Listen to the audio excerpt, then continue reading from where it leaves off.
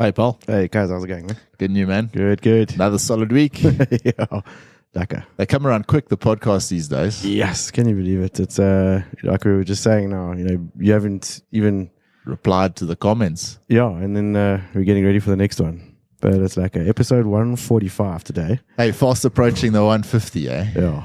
Can you believe it? We must actually try and commit to having a beer and a pizza that day at least. We are. No, something we've slipped on. We have. Quite a bit recently. Yeah. So what, in a month's time we'll be there. Yeah, should be. Cool, man. Well, let's jump into it.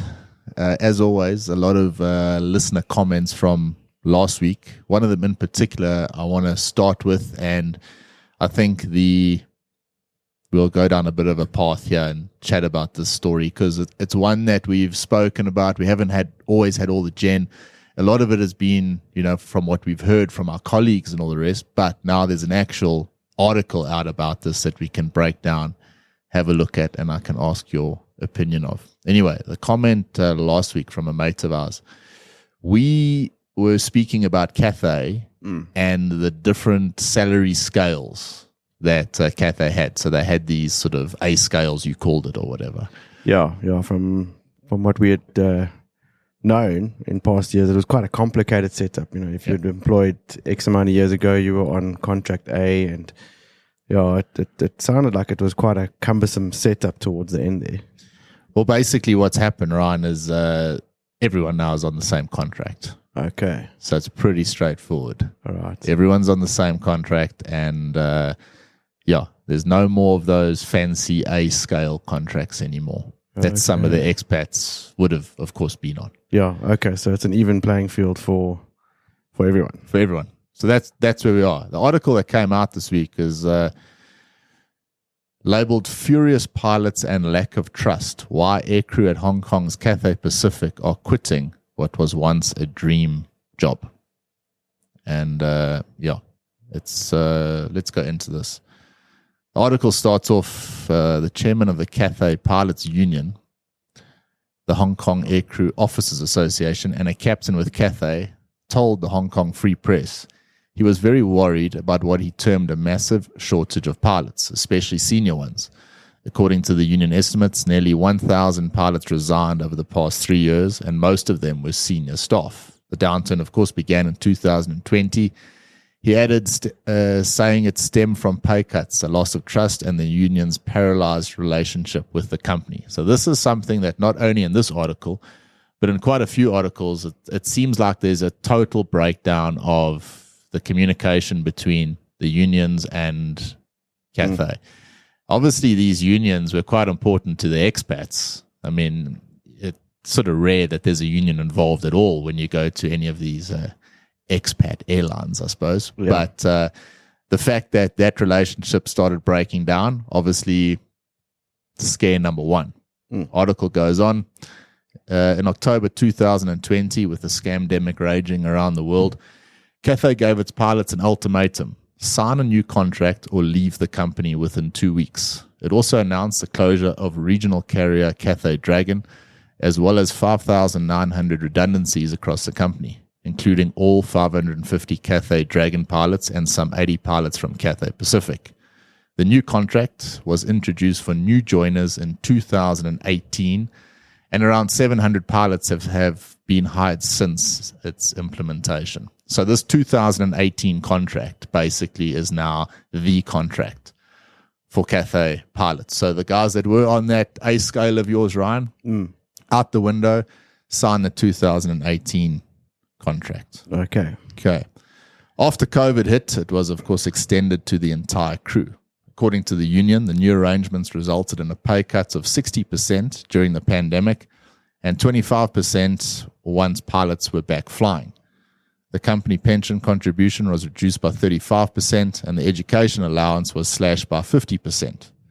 The generous housing allowance offered to some older contracts were replaced with a reduced fixed allowance, with Cathay providing transitional allowance for those moving to the new contract. Now, all right, what is 50% of an education allowance in Hong Kong? Probably I can imagine quite a lot of dinero there. It ain't cheap. I mean, an education allowance anywhere really. Yeah. Um, So it's one of these things, your big thing. It's not all about the salary. It's about the perks. So that's a major perk that was taken away. So let's carry on here. The new contract changed the way pilots were paid from a guaranteed salary to a more flight hours based system, at least 30% of which it is what the company calls productivity pay. Many pilots agreed to the new contract conditions in 2020, despite disappointment and anger at the new terms. As international travel started to recover in 2022 and Hong Kong remained isolated, other top airlines resumed recruitment. A wave of resignations swept through the aircrew, as you'd expect. A lot of the Americans, I suppose, going back to the States, and even South Africans coming back to South Africa. According to the union, before the pandemic, the Cathay Group had a total of 3,835 pilots, including those from Dragon.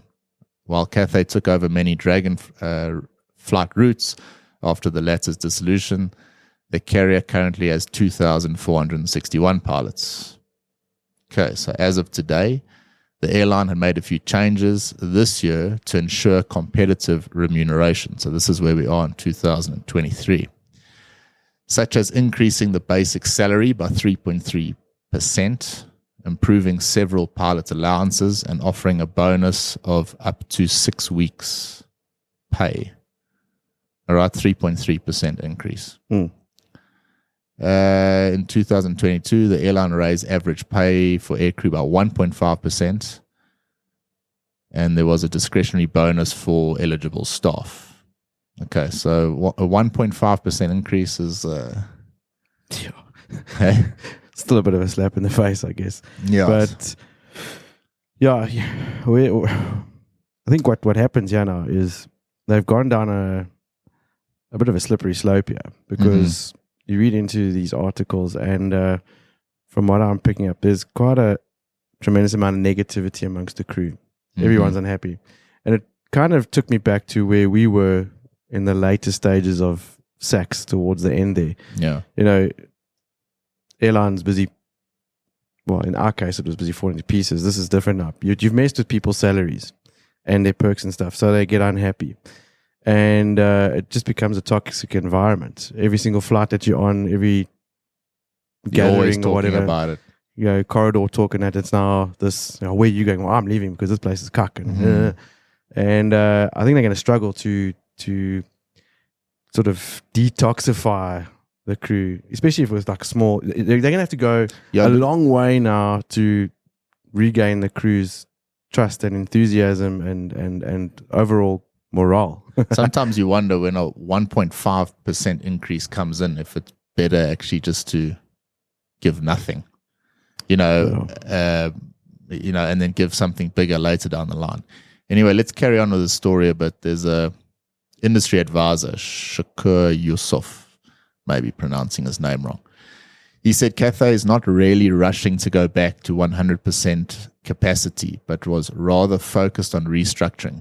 If you want to be very honest, they have taken the opportunity of COVID to slim down, to become a leaner airline, to get rid of unnecessary staff and to reduce costs. Founded in 1946, one of the oldest airlines in Asia, Cathay used to rely heavily on expat pilots when Hong Kong had few locals to fill those posts. However, those expats were very expensive. In order to survive long term, Cathay must hire cheaper local pilots, which would also align with its repositioning as a Chinese airline. Whether we like it or not, there is stronger political pressure from mainland China to bring Hong Kong closer to China. Under the contract introduced in 2018, there are no more expat packages. There is no shortage of manpower in China, and they will cost a fraction of the salaries that foreigners were paid. The immediate problem: to solve the immediate pilot shortage, the company must address concerns over reduced wages and low morale. One Cathay pilot who opted to remain anonymous says, if something goes wrong, when there's a typhoon, when the airplane loses an engine, or there's a bomb on board, that's why we get paid. It's kind of like an insurance. So we're there in case something really bad happens. We can manage that issue and everyone will still survive. He hoped the company would learn to value experienced pilots.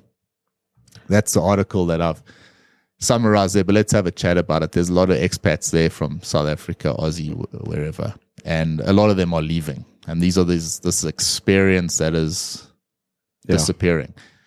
Cathay's obviously taken the stance to say, well, you guys are too expensive. We don't need you. We're gonna take pilots from China. There's a lot of them around, and it's basically a new airline. So what was once a dream job is probably no longer, or what is no longer, because there's no expat packages, new ones anyway, that are being signed. That being said,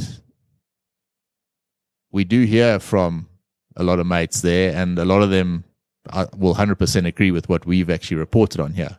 Bearing in mind, this is not us making this thing up. This is actually coming from an article. Yeah. But there are some that are still quite happy at Cathay, and what they say is, if you compare it to somewhere else in the world, it's still not the worst place to be.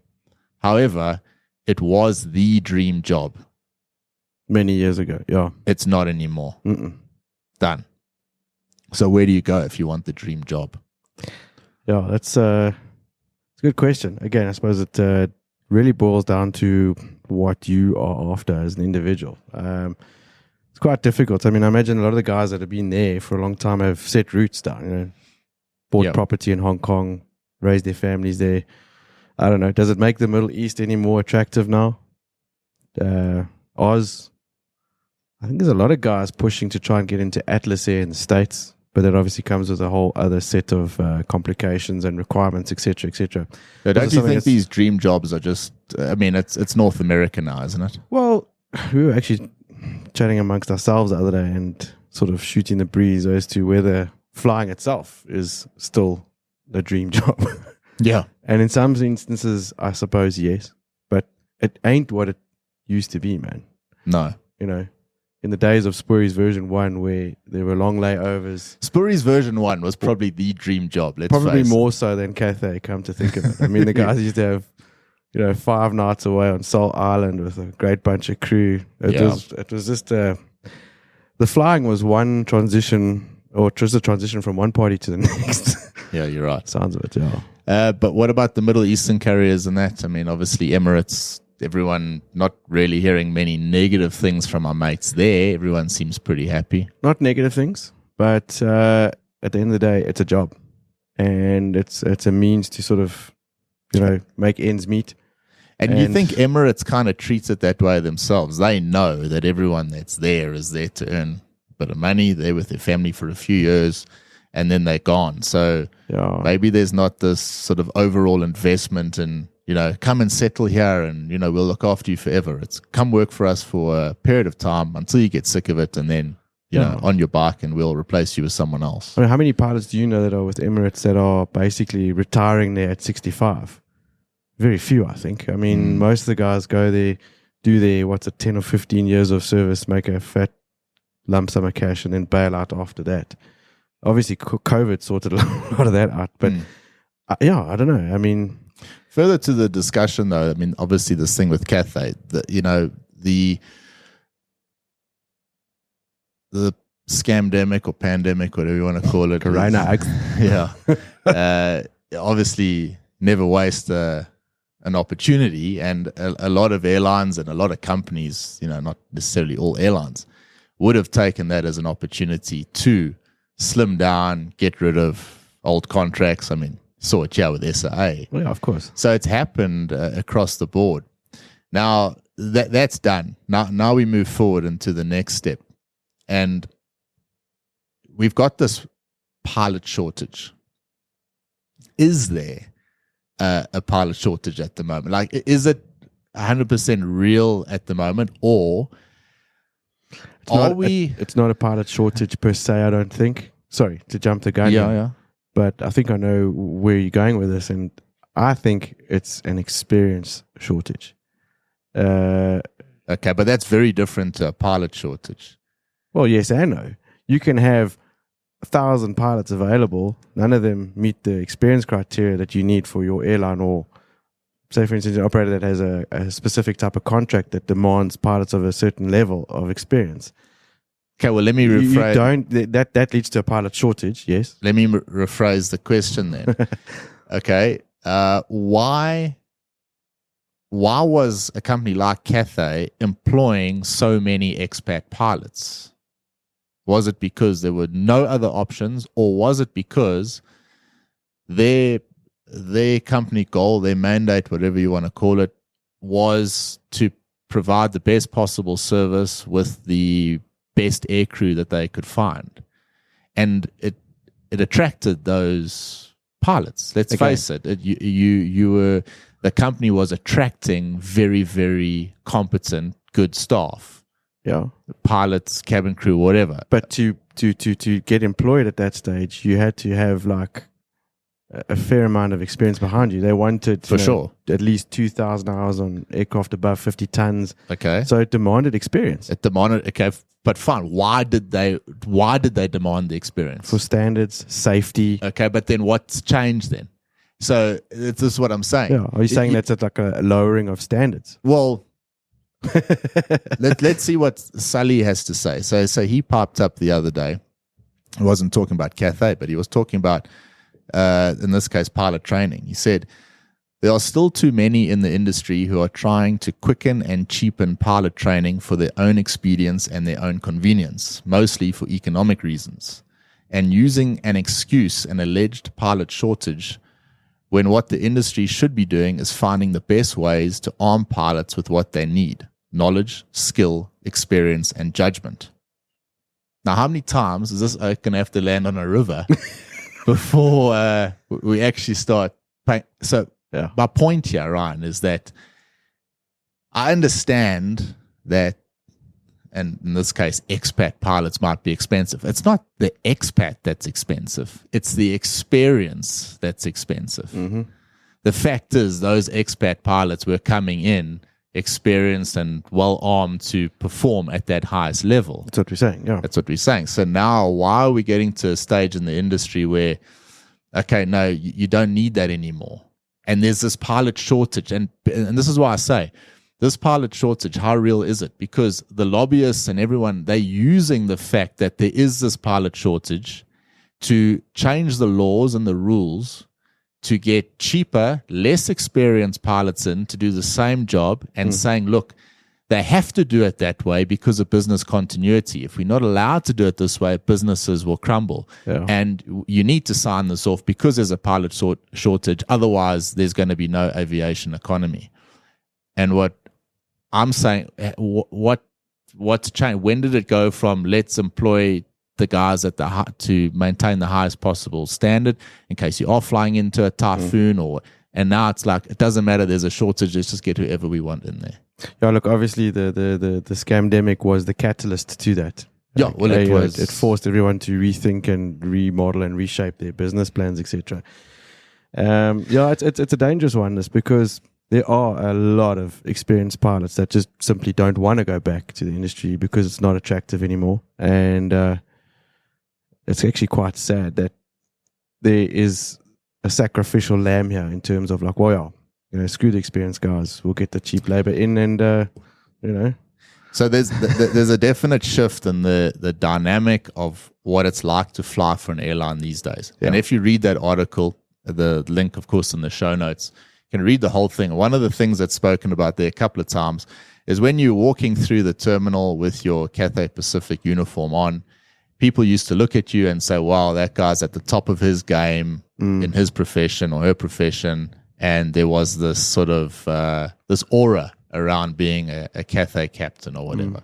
Now, it's a high-performance environment. And that high-performance environment is attractive to a lot of people that want to be in that environment. Do you think Toto Wolff is now going to get rid of his expensive technicians and replace them with the cheaper, less experienced guys? No, because it's the highest performance environment you could possibly be in. So the point being, you can't have it one way and not the other. It's just not going to work. You can't maintain the same levels of safety or standards that you once had if you're going to get rid of the experience. It's just a fact. But everyone just accepts it and go, okay, whatever, there's a shortage, it's fine. Yeah. And then it's going to bite them at some stage. You know that whole saying, cheap is nasty. And never really turns out well at the end. When you're in a high-performance environment, like a flight deck, during a difficult time, you've got an abnormal situation going on, you're dealing with a couple of things, that's when you want your top guys at the front of that machine controlling the situation. And look, granted, aircraft these days are very reliable. Things very rarely go wrong. Maybe you can have a whole career with things barely going wrong. But man, the day that it does, you want an oak up front there that knows what the fuck he's doing, that's been through good training, that's come from a pedigree of flying in other parts of the world, that knows what to fucking do. Exactly. No, I couldn't agree more. Because you're going to see two oaks looking at each other going, and now? Yeah. There's obviously an over-reliance on the fact that technology in the future is going to take care of, and single pilot operations, the airplane's going to do this itself. So I think they're bargaining on that becoming a thing, and it's a dangerous fucking bargain, because it's a long time before we even close to getting to that point. And now you've got this total shift where you suddenly do not need to be highly professional, highly experienced anymore. Yeah. You just need to sort of rock up and be cheap. Yeah. And there's more value put on that than on anything else. And I think it's just ludicrous. It is insane. It's dangerous, man. Next story. Let's do it. All right. Let's talk a bit about aviation safety, since we're going in that direction. So this came out the other day. This was a prank that happened in 26th of July 2021.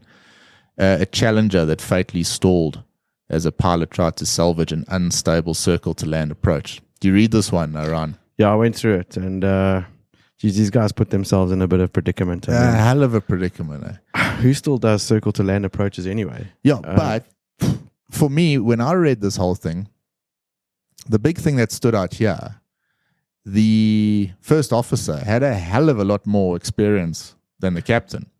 Yeah, it almost sounded to me like the first officer was meant to be the oak in the left-hand seat, or I don't know. The dynamic just wasn't right. Yeah. A lot of out-captaining the original captain there, by the sounds of things, and crew communication was actually appalling. Yeah, there was a lot going on, and I'll leave as well. Have a look in the show notes at that one. It's a real nasty one, but they were doing this arc approach, and then they had it visual. The first officer could see it and said, "Hey, let me take control." The captain was, doing his best to say, "No, I don't need any help. I'll sort the speed out." And one thing led to another, and before you know it, I think 4 passengers, and the 2 pilots, of course, perished in the accident. Yeah. That's something we often talk about in the training over here at Cemair as well, is stabilized approaches. Yeah. If you recognize that you're unstable after that moment in time where you should be stable, that's where you initiate a go around. Go and start again. But there's still this... We haven't been flying in an airline for a while. Is it still this case where you almost like praised? Remember SAA went through that phase where if you're behind SAA on final approach, guaranteed this oak was going to go around. I think the oak's got like a bonus for doing a go around at one stage. It was over the top. I mean, there seemed to be this, of course, go around orientated, but is it still that way today? Like so much, everything's about cost. Yeah. So go around costs a hell of a lot of money and time and all the rest. The article ends here. It said once the approach became unstabilized, the crew should have abandoned the approach and gone around. Yeah, but they obviously did not, says the inquiry. The flight crew's choice to continue the unstabilized approach rather than go around was consistent with self-induced pressure to perform and degraded decision making. Now, the reason that I throw that out there. We flew for an airline that was this go-around orientated. You would never get in trouble by your chief pilot or whatever if you did a go-around. It was never like, why did that happen? But we train people here that come in for training, and they got this hell of an unstable approach, and it's, Oaks, why didn't you go around? And it's like, I didn't want to get in trouble. Type of like, we don't do that. It's like you've got to get that into your frame of mind that you're actually expecting to do it go, and you can't have it where I actually view it as a non-negotiable. If you're unstable below 1,000 feet, anything that goes wrong is an immediate go on. It just has to be that way. I mean, rather that. I thought that was a given across the board in aviation. Yeah. What I've seen, it's not. Yeah. So That's again, what it's now an element in the lowering of standards because costs are being put ahead of safety to a certain degree. Yeah, of course, and I'm sure it's not the case at every airline. No, not everyone. But it is happening out there, and this is proof of that. Next one, EasyJet flight involved in a serious incident after takeoff error. So these guys, I think, took off from the wrong intersection, correct? Yeah. No, there was no incident, but a lot less of the runway left. EasyJet. Oh, this one actually reminded me of something. So the EasyJet flight initiated its takeoff from the wrong intersection. Okay. When I was doing some of my instructor's flights a while ago, we were at the little flight to Lanseria, and when we were on the taxiway, there was another aircraft in front of us, it's 172. He got cleared for takeoff on the taxiway. The oak just saw me took off from the taxiway. Yeah, he was cleared for takeoff. So this whole story, because it sounds like if you look at the cockpit voice recorder, they got cleared for takeoff when they were crossing just about to cross an intersection. Okay. So the guy obviously thought, okay, and he turned onto an intersection and took off. Similar to what happened in that story we were talking about last week with that, what is it, a Learjet and the Embraer 190 in the States. Yes, same thing. Yeah. But you say this guy on the 172 he just clapped it. Said, okay, clear. Yeah, I'm cleared, so just don't have to be on the runway. That's funny, man. Yeah. All right, some OEM news here. Boeing, the 737 MAX order split. The MAX, how complicated is this flipping airplane in terms of its MAX 7, MAX 10, MAX 8-200? But anyway, the sales breakdown. The MAX 8 is the most popular variant, with unfilled orders of 2,751 jets. 965 of those have been delivered. The MAX 10 follows closely with an undelivered backlog of 810 aircraft and is nearing the 1,000 order mark. So the MAX 8 and the MAX 10 are the go-to ones. Ryanair plays a significant role in the MAX sales, of course, with nearly 20% of them. Those are all MAX 10s, and about 45% of them are those high-density 737 MAX 8-200s. Why are they called that? Anyway. Yeah, it's like a... So if you're on a MAX 8-200, does that mean you're the king ding-a-ling you're of 737 drivers? Or that means that as a passenger, your kneecaps are going to be ground to through the skin on that one. Yeah. So there's a bit of a breakdown on how the Maxes work. Some local news, Paul? Yeah. Cemair have launched flights to Zimbabwe, Johannesburg and Vic Falls with 4 scheduled frequencies per week. They keep growing. Zim and bots are all of a sudden very, very popular destinations. Yeah, very. So tourism must be booming there. Is Zim in particular? Yeah. Yeah. There's actually quite a lot going on. I mean, Cemair going there. We got Air Zimbabwe, FastJet. There's a lot going on. There's a lot of options in and out of there. But Cemair in particular, it's nice to see them just adding stuff on all the time. Nearly every week, there seems to be a new flight somewhere. Yeah. Chanel and his marketing team, they're doing wonders. If you want to know what's going on with Cemair, just follow Chanel. Yeah. This one's for you, Paul. SAA has launched a drive to lure back former pilots, and correspondence dated with August the 4th and seen by Business Day Pilots are informed that the state-owned flag carrier now has a number of A320 first officer positions available. SAA intends to comply with its obligations regarding preferential re-employment as provided for in the settlement agreements of the 16th of July 2023 with the SAA Pilots Association. We hereby request that you indicate whether you'll be interested to be recalled in one of these positions, the letter reads. No. I know you're keen on that. Yeah, no, look. But you were never there, Bruce. So you no, I was never chance. there, and certainly have no desire to. But there's a pilot shortage. So there's a slot there for you, man. No, I'm not interested. You can be a 320 driver. No. You'll be a 320 FO for the next 20 years, man. Yeah. Dream. Live the dream. Yeah. LTD. No, I'll take my chances with Cathay if they would consider me after the podcast. Shit. Yeah. But, extra capacity on the Cape Town Zurich route welcomed. Who's that by? That's Edelweiss. That means that old Almac can visit us in SA directly from Zurich to Cape Town. Yeah, our Swiss correspondent. Now has no excuse.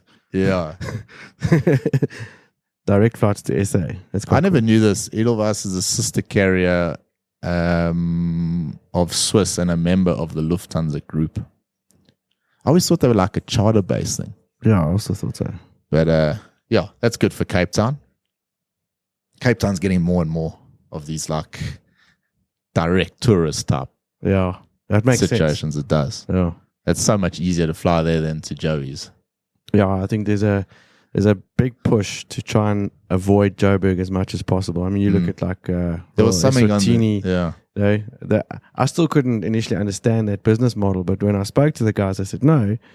For them to have to not fly via Joburg is actually a hell of a big deal. And that's why their routes seem to be gaining a bit of traction. It's because, why go to Harare via Joburg? Yeah. So makes sense. There was an article out this morning. I actually heard it somewhere this morning. They moaning in Joburg about home affairs staff. There's not enough available at the moment. So arrive at the airport earlier today in Joburg, because it's going to take you a hell of a long time to get that passport stamped. Yes, that's a pain. Again, why can't there just be a more automated system? Oh, it's just nuts. It's just crazy.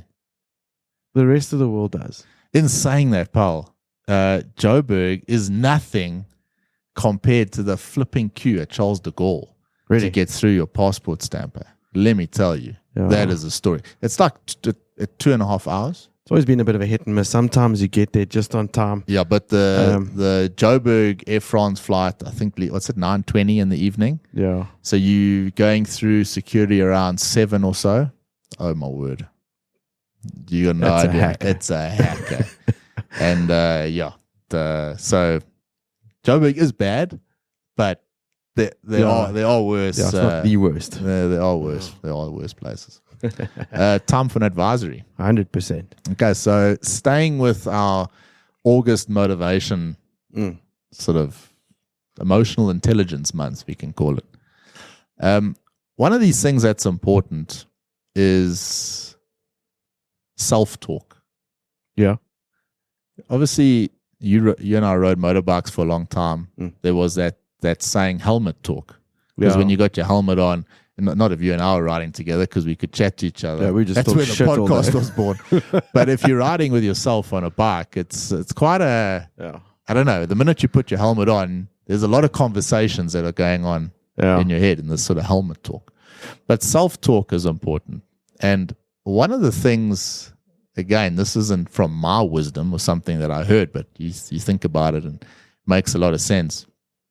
If you came to me with a problem, something that was going on in your life, my response to you, or my advice or my opinion that I give you, is going to be far different to the opinion I give myself if I was having the same problem. In other words, I'm much harder on myself than I would be to my best mate if you were having the same issue. Yeah. And the point being, you tend to be quite harsh on yourself sometimes. The trick here and the advisory is to actually say, hey, treat yourself as if you were your best mate. What would you say to your best mates in this situation?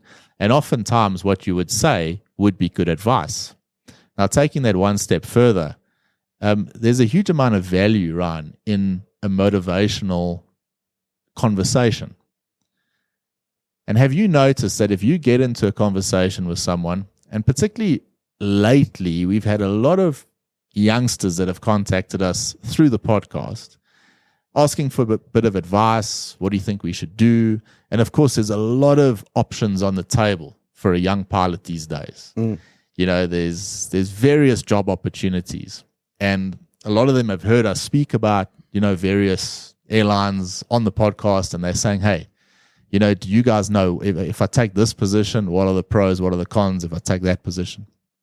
And a lot of the time you have a conversation with these guys and you go down a bit of a motivational path. You know, what do you want in the end? You know, begin with the end in mind. Where do you want to end up?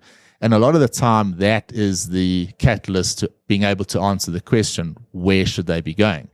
Now, we've got a mate here at that works closely with us, and she wanted to know, you know, where's the best job for her to go? And for me, the answer directly for her and her situation is Link. You know, Link is, I don't think there's a better opportunity for that, because we know what she's after in her career-wise.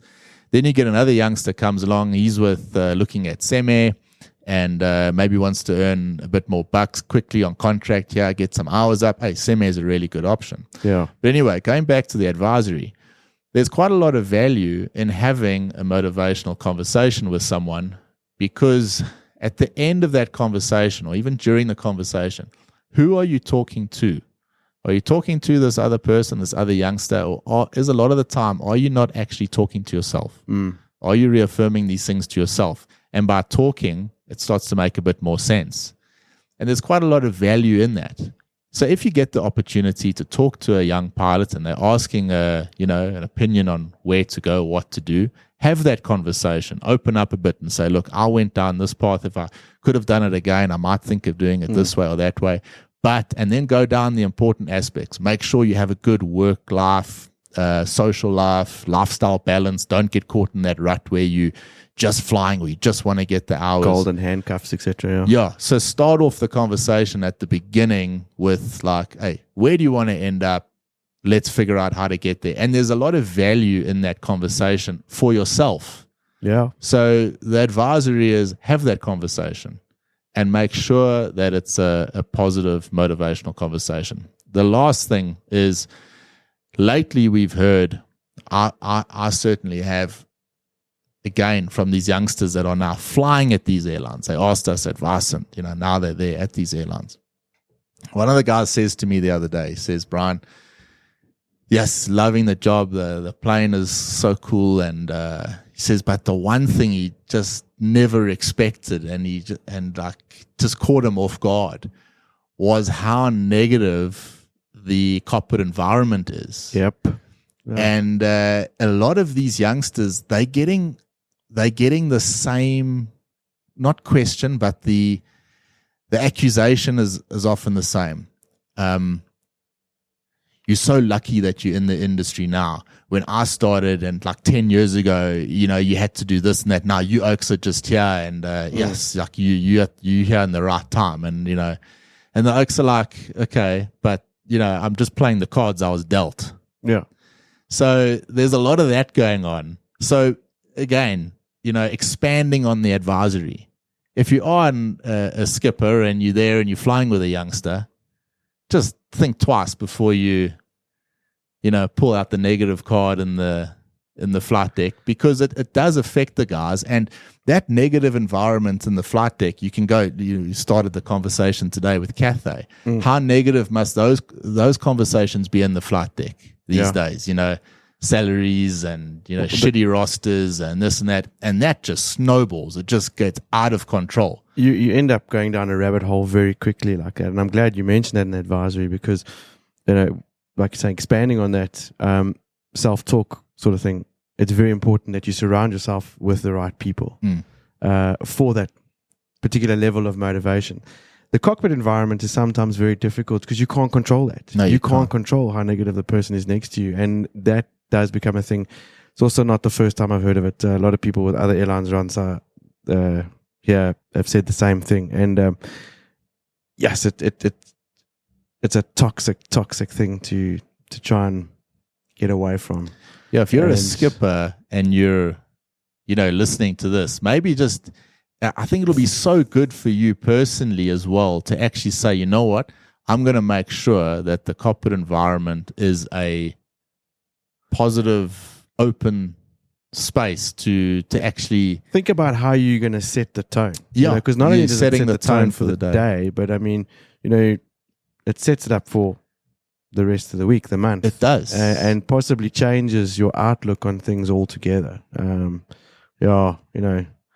That was that one joke where a guy goes for an optorectomy, and he's like, what's an optorectomy? And they say, well, it's that procedure that severs the nerve that connects your eyeballs to your arsehole and gets rid of your shitty outlook on life. Yeah, that's a good one. Oh. That's a good one. Yeah, so anyway, the advisory this week is a bit of self-talk. If you are chatting to someone, make sure it's something positive. Yeah. And if you are on the flight deck, be aware of that toxic, horrible environment that you find yourself in for long periods of the day. If you think that that's not going to have a negative impact on your entire life, your relationships, everything, you're highly mistaken. So yeah, it does. Be aware of that. 100%. Upcoming events. There is some UFC coming up. Unfortunately, Dricus ain't going to be fighting Israel Adesanya in Australia on Sunday, the 10th of September. Yeah, I was bummed to hear that. That's because of an injury, eh? Or... It is. I'll chat about it a bit now. He's fighting Sean Strickland. Sean Strickland can't stand Adesanya as well, so it's going to be a good fight. That'll be, Sunday, 10th December. But, Dricus has pulled out of that fight, and I think it's a very, very good move. Because this fight, okay, so just to put it into perspective, this is would have been by far Dricus du Plessis' biggest fight. It's a title shot. He would have become, he can get that title if he beats Adesanya, and he's got a good chance of beating him because his style is very different to the Stylebender's style. Okay, but the UFC and Adesanya were selling this fight on like a race war. It was going to become this absolute race war, and you could tell that Dricus didn't want that. Yeah, you could just tell. I think last kind of thing he doesn't need. No, or he needs it all. He doesn't need it, and you can tell he was just not interested in having this race conversation. There's no ways. So I think Dricus is getting some very, very good advice somewhere, either coaching staff, family, whatever. And look, these must be listening to our podcast regularly. Probably. Sure. Look, these UFC guys have injuries all the time. So you can pull out of any fight, say you're injured.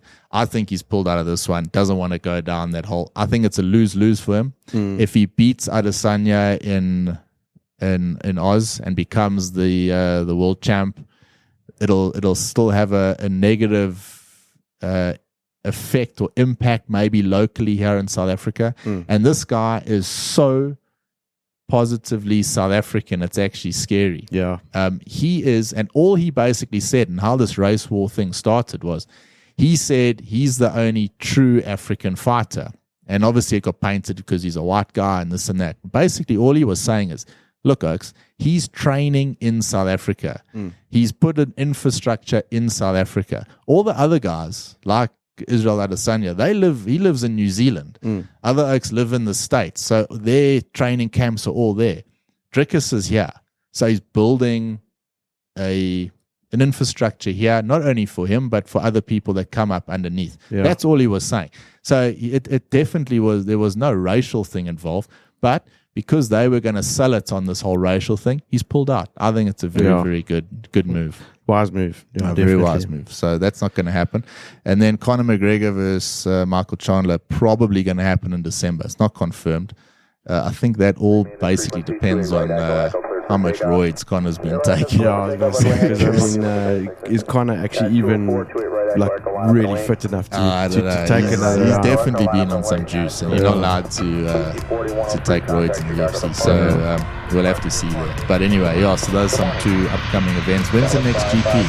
Only on the 25th, so that weekend of 24th, 27th August, going away now for the summer break. Okay, so we're going to wear our Ferrari shirts on that week's pod, I think. Yeah, that race I think is actually the one in Netherlands. It's going to be a very, very... You'll wear the Ferrari one, I'll wear the Max. I look better in red anyway. Good stuff.